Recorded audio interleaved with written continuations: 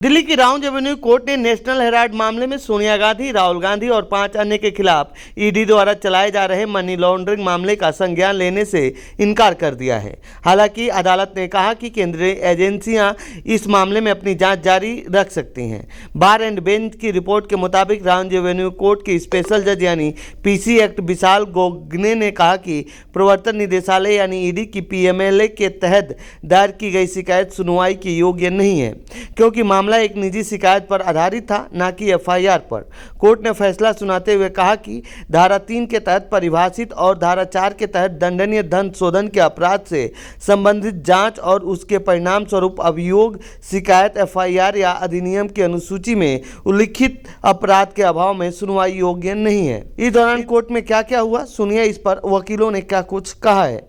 तो ये आपने कहा कि जिस तरीके से ईडी को मिसयूज करके भाजपा के लोग उसको ऐसा टूल बनाया, वो भी सिर्फ विपक्षियों के लिए, तो under section 3 of money laundering act, जिसके तहत जज साहब ने कहा कि ये इलीगल माना गया है कि किसी प्राइवेट कंप्लेनेंट के बिहाफ पर हम कोर्ट में ट्रायल नहीं चला सकते।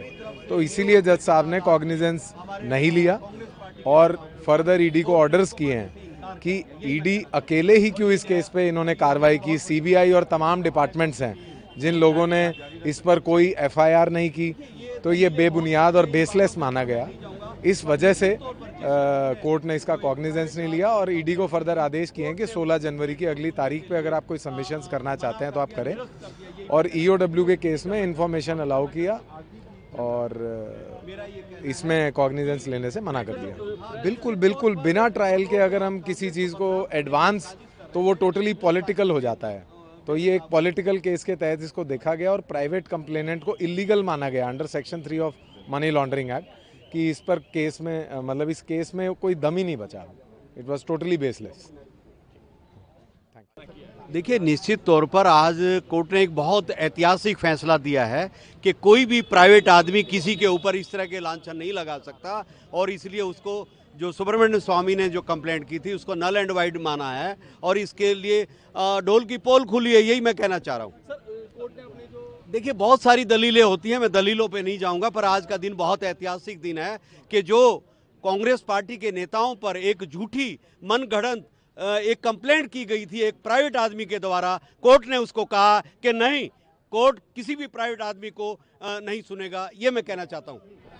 मैं रिप्रेजेंट कर रहा हूँ जो कंप्लेंट है doctor Subramanian Swamy, I am Sandeep Lamba.